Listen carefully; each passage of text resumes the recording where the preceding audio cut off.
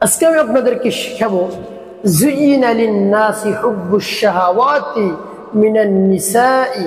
এই আয়াতটি 7 বার পাঠ করে ফু দিলে কি হয়। আমি আবার বলছি, যুইনা লিন-নাসি হুব্বুশ শাহাওয়াতি মিনান নিসাই। এই আয়াতটি 7 বার পাঠ করে ফু দিলে কি হয়। খুবই দামি এবং গুরুত্বপূর্ণ আমলটি আপনি শিখে রাখুন, আপনার কাজে লাগবে। আমলটি করতে আপনার কোনো ধরনের টাকা পয়সা খরচ করতে হবে না, আপনার অল্প কিছু সময় ব্যয় করতে হবে। আপনি এই আমলটি করে যখন ফলাফল পাবেন, উপকৃত হতে পারবেন, তখন আপনি আনন্দিত হয়ে যাবেন। আপনার চেয়ে খুশির আর কেউ হবে না। তাই আমলটি কখন কিভাবে করবেন, কোন নিয়মে করবেন, আমলটি করে কিভাবে আপনি উপকৃত হবেন, আমি শুরু থেকে শেষ পর্যন্ত অতি সহজে বিস্তারিতভাবে আপনাদেরকে বলে দিচ্ছি। আপনারা অতি সহজে আমলটি করতে পারবেন। আর এই আমলটি করতে আপনার হাতে ধরে আপনার 5 থেকে 7 মিনিট সময় লাগবে, এর বেশি সময় লাগবে না। আপনি 5 থেকে 7 মিনিট সময় ব্যয় করে আমলটি করে দেখুন কি হয়। প্রিয় ভাই বোনেরা, তাই বিস্তারিত জানার জন্য, আমলটি শিখে রাখার জন্য ভিডিওটি না টেনে না কেটে শেষ পর্যন্ত মনোযোগ সহকারে দেখার অনুরোধ থাকবে। তাহলে আপনি সঠিক নিয়মে এই আমলটি করতে পারবেন। তো প্রিয় ভাই বোনেরা, শুরুতে আমি বলবো আমলটি কেমন করে করবেন, তারপরে বলবো আমলটি কোন উদ্দেশ্যের জন্য করলেন। তাহলে চলুন কিভাবে আমলটি করতে হয় জেনে নেওয়া যাক। যখন আপনি আমলটি শুরু করবেন, এর পূর্বে আপনাকে কি করতে হবে? উত্তম রূপে ওযু করতে হবে। আপনাকে উত্তম রূপে ওযু করতে হবে, তারপর পবিত্র একটি স্থানে বসতে হবে। আর এই আমলটি করবেন আপনি এশার নামাজ জামাতের সাথে আদায় করে, আপনার মনকে স্থির করে নির্জন একটি জায়গায় বসে আপনি করবেন, যেন কেউ আপনাকে ডিস্টার্ব না করে। ঘুমাতে যাওয়ার পূর্বে আমলটি করবেন। দেখবেন কি কারিশমা কি হয়, দেখবেন এই আয়াতের কি শক্তি। আপনি দেখে অস্থির হয়ে যাবেন, একবার অবাক হয়ে যাবেন ইনশাআল্লাহ। প্রিয় ভাই বোনেরা, এভাবে পবিত্র স্থানে বসে সর্বপ্রথম কি পাঠ করবেন? আপনার জীবনের সমস্ত অন্যায় অপরাধের কথা স্মরণ করে আপনি ক্ষমা প্রার্থনা করবেন। হে আল্লাহ, আমার জীবনের সমস্ত গুনাহ খাতাগুলো আপনি মাফ করে দেন। জীবনে যত ধরনের অন্যায় অপরাধ করেছি, সব অন্যায় অপরাধ আপনি ক্ষমা করে আমাকে পাক পবিত্র বানিয়ে দেন, আমার অন্তরকে আলোকিত করে দেন। এভাবে যখন বলা হয়ে যাবে, এরপরে নবীজি সাল্লাল্লাহু আলাইহি সাল্লামের ভালোবাসা 3 বার দুরূদ শরীফ পাঠ করবেন, সাল্লাল্লাহু আলাইহি ওয়াসাল্লাম, সাল্লাল্লাহু আলাইহি ওয়াসাল্লাম, সাল্লাল্লাহু আলাইহি ওয়াসাল্লাম। তারপরে এভাবে যখন আপনার ইস্তিগফার দুরূদ শরীফ পাঠ করা হয়ে যাবে, তারপর কোথাও ফু দিবেন। তারপর আমার দেখার নিয়ম অনুযায়ী সে আয়াতটি পাঠ করবেন। আর যখন সে আয়াতটি পাঠ করবেন, তখন মনে মনে মহান রব্বুল আলামিনের কাছে দোয়া করবেন, হে আল্লাহ, যে সমস্যার জন্য আমি আমলটি করতেছি, যে সমস্যার মধ্যে আমি পড়ে গিয়েছি, সেই সমস্যা থেকে আমাকে মুক্তি দান করুন। এই পবিত্র আয়াতের বরকতে আমার সেই সমস্যা দূর করে দিন, সমাধান করে। এভাবে মহান রব্বুল আলামিনের কাছে বলবেন। তারপরে আপনি সেই আয়াতটি পাঠ করবেন। আমি বিস্তারিতভাবে বলে দিচ্ছি, অতি সহজেই এই আয়াতটি মুখস্থ করতে পারবেন ইনশাআল্লাহ। বিসমিল্লাহির রাহমানির রাহিম। যুইনা লিন-নাসি হুব্বুশ শাহাওয়াতি মিনান النساء والبنين والقناطير المقنطرة من الذهب والفضة والخيل المسومة والأنعام والحرث، ذلك متاع الحياة الدنيا আল্লাহু ইনদাহু হুসনুল মাআব। এভাবে আয়াতটি যখন পাঠ করা হয়ে যাবে, তারপর আপনি একটু ফু দিবেন। তারপরে আপনি আবার পাঠ করবেন, বিসমিল্লাহির রাহমানির রাহিম। যুইনা লিন-নাসি হুব্বুশ শাহাওয়াতি মিনান নিসাই ওয়াল বানিনা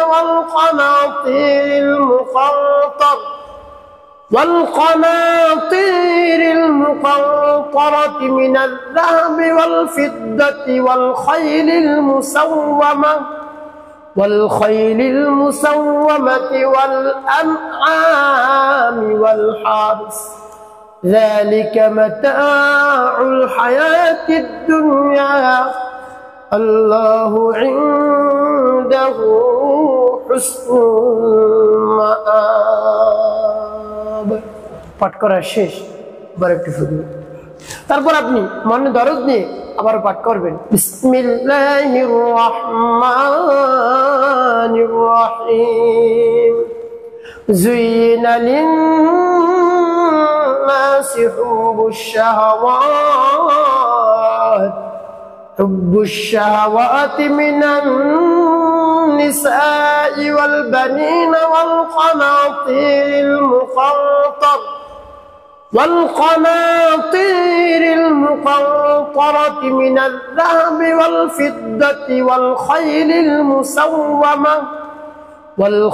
المسومة والأنعام والحرث ذلك متاع الحياة الدنيا الله عنده حسن المآب। পাঠ করা শেষ, আবার একটি ফু আপনি এভাবে দিবেন। প্রিয় ভাই বোনেরা, কতবার পাঠ করবেন? 7 বার। 7 বার এভাবে মনে দরদ নিয়ে আপনি পাঠ করবেন যুয়্যিনা লিন-নাসি হুব্বুশ শাহাওয়াত মিনান নিসাই ওয়াল বানিনা ওয়াল কানাতিরিল মুকান্তারাতি মিনাল যাহাবি ওয়াল ফিদ্দাহ। এভাবে 7 বার পাঠ করে 7টি ফু দেয়া যখন হয়ে যাবে, তারপর আপনি কি করবেন?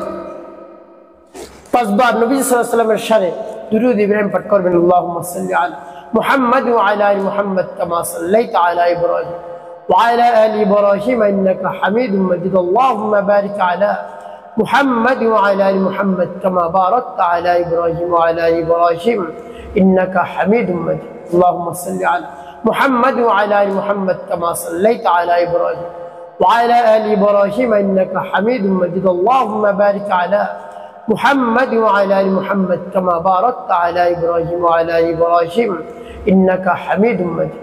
এভাবে যখন দুরূদ ইব্রাহিম 5 বার পাঠ করা হয়ে যাবে, 2টি ফু দিবেন। তো প্রিয় ভাই বোনেরা, মোট 9টি ফু দিয়ে আপনার আমলটি করা হয়ে গেল। কোন উদ্দেশ্যের জন্য আপনি আমলটি করলেন আমি আপনাদেরকে বলে দিচ্ছি। আপনি যখন রাতে ঘুমাতে যাবেন এর পূর্বে আপনি আমলটি করবেন, তাহলে কি হবে? আপনার শারীরিক শক্তি মহান রব্বুল আলামিন বৃদ্ধি করে দিবেন। মহান রব্বুল আলামিনের কাছে এভাবে আমলটি করে সাথে সাথে দোয়া করবেন। কোন উদ্দেশ্যের জন্য দোয়া করবেন?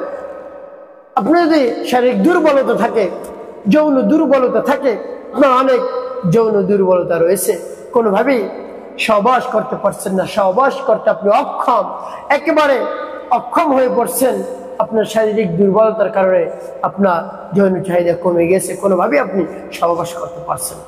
এভাবে যদি হয় তাহলে আর কোনো দেরি নয়, আপনি এভাবে আমার দেখার নিয়ম যে আপনি আমল করুন।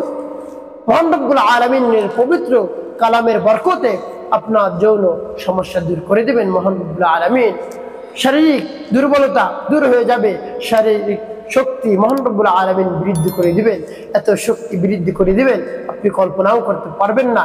আপনি শুধু বিশ্বাসের সাথে, পরিপূর্ণ ইয়াকিনের সাথে আপনি আমলটি করে দেখুন, আর মহান রব্বুল আলামিনের কাছে আপনি প্রতিনিয়ত এভাবে আমলটি করে দোয়া করতে থাকুন। অবশ্যই আপনার শারীরিক দুর্বলতা দূর হবে, শারীরিক শক্তি বৃদ্ধি পাবে, আপনি অতি দীর্ঘ সময় ধরে আপনি সহবাস করতে পারবেন, স্ত্রীকে সুখ শান্তি দিতে পারবেন, স্ত্রী আপনার উপর একেবারে সন্তুষ্ট থাকবে, কোনোভাবে অসন্তুষ্ট হবে না। এভাবে আপনি আমার দেখার নিয়ম অনুযায়ী ভাবে আমল করুন, অবশ্যই আপনার শারীরিক দুর্বলতা মহান রব্বুল আলামিন দূর করে দিবেন। প্রিয় ভাই বোনেরা, একটি কথা মনে রাখতে হবে, 5 ওয়াক্ত নামাজ আপনাকে আদায় করতে হবে, কোনোভাবেই নামাজ ছাড়া যাবে না। যে অবস্থাতেই আপনি থাকেন না কেন, আপনি যদি বিগত দিনে নামাজ পড়ে নাও থাকেন, আজকে থেকে আপনি নামাজ শুরু করে দিন। আপনি আমল করে দ্রুত ফলাফল পাবেন, 1 সপ্তাহের মধ্যে আপনি ফলাফল পাবেন ইনশাআল্লাহ। তো আপনি নামাজ শুরু করে দিন। মিথ্যা কথা কখন আপনি বলবেন না, যত কিছু হয়ে যাক মিথ্যা কথা বলা যাবে না। তারপরে মানুষের কল্যাণে খেদমতে বেশি বেশি আপনি কাজ করবেন, অবশ্যই আপনার জীবন সুখময় শান্তিপূর্ণ হবে ইনশাআল্লাহ।